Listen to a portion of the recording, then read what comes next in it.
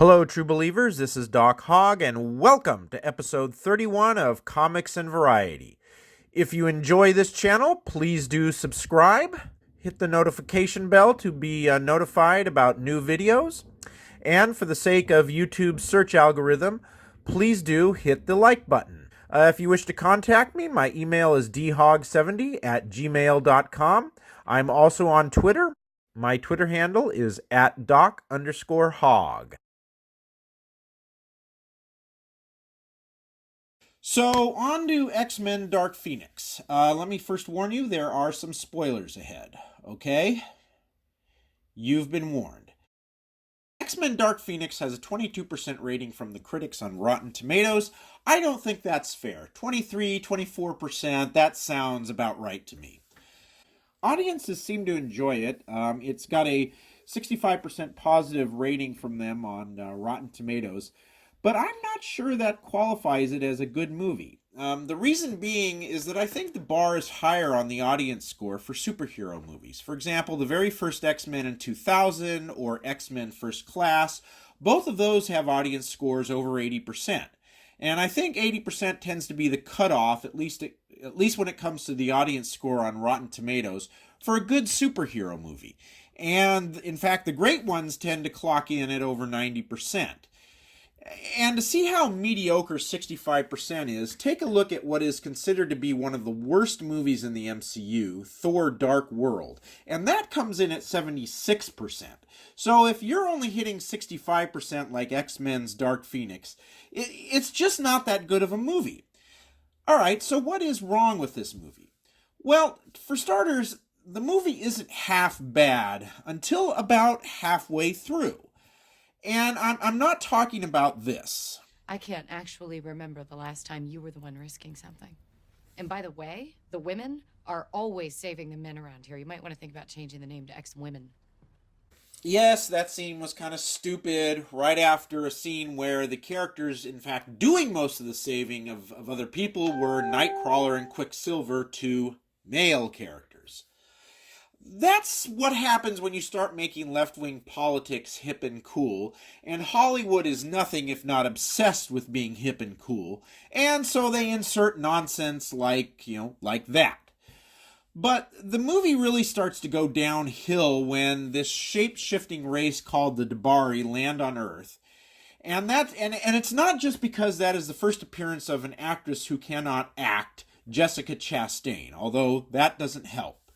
Now, in that scene, after the Jessica Chastain character is taken over by one of the shapeshifters, she then kills a human being by, I guess, just touching him.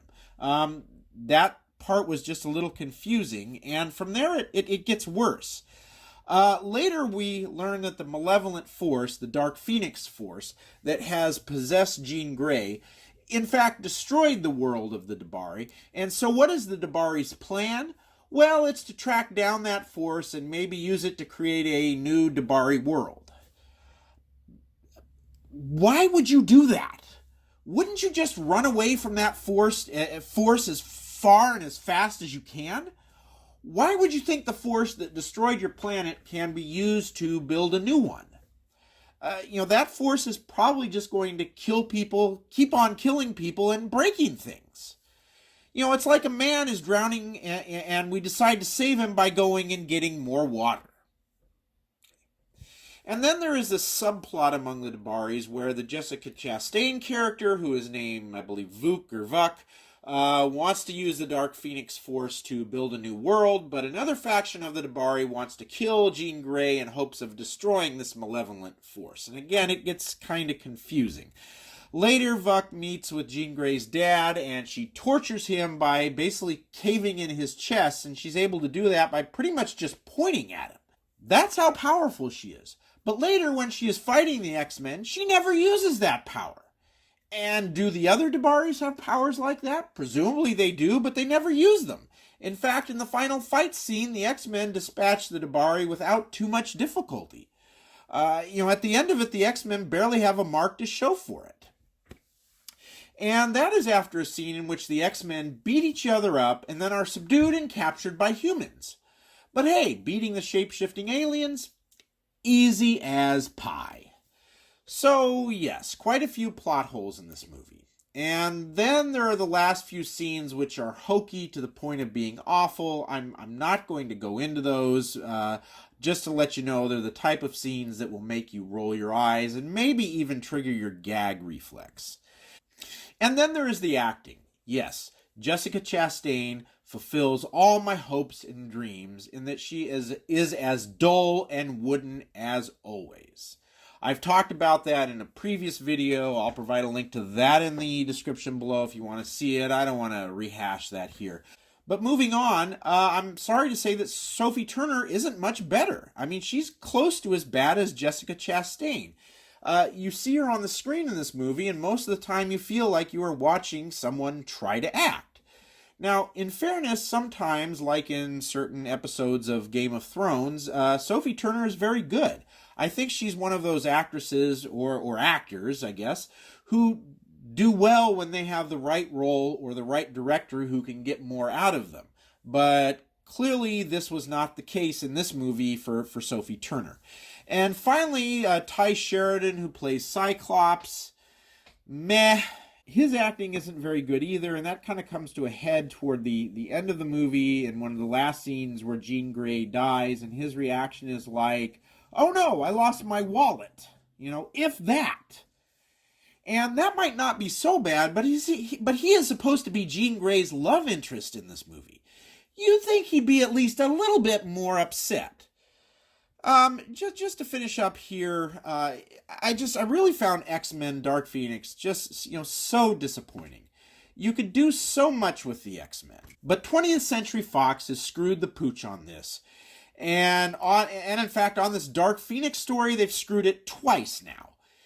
You hope that Marvel eventually does get to use these characters again and can do to them what they did with Spider-Man after Sony messed that one up.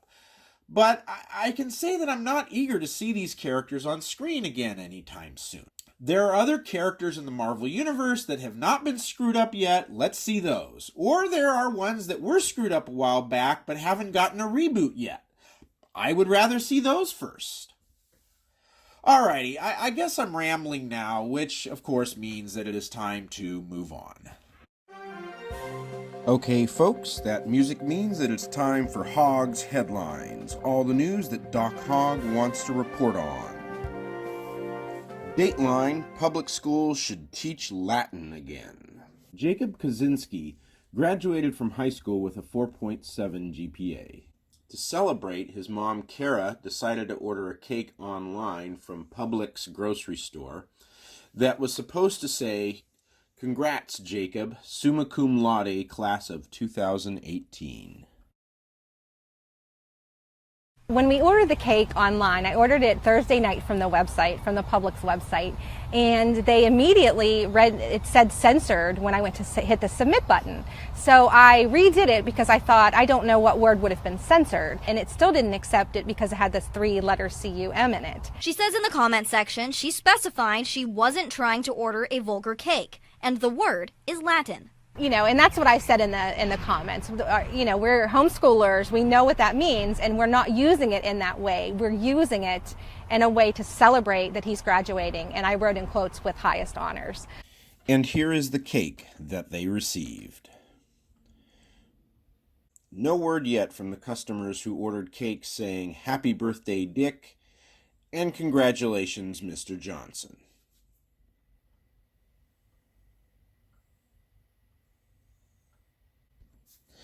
So what should you do when a store will not give you the cake that you want? Well, Mrs. Kaczynski, I think, has the right idea. And I would put it on a cake again, but not from Publix. Okay, I'll provide a link to that story in the description below. Until next time, have a very nice day.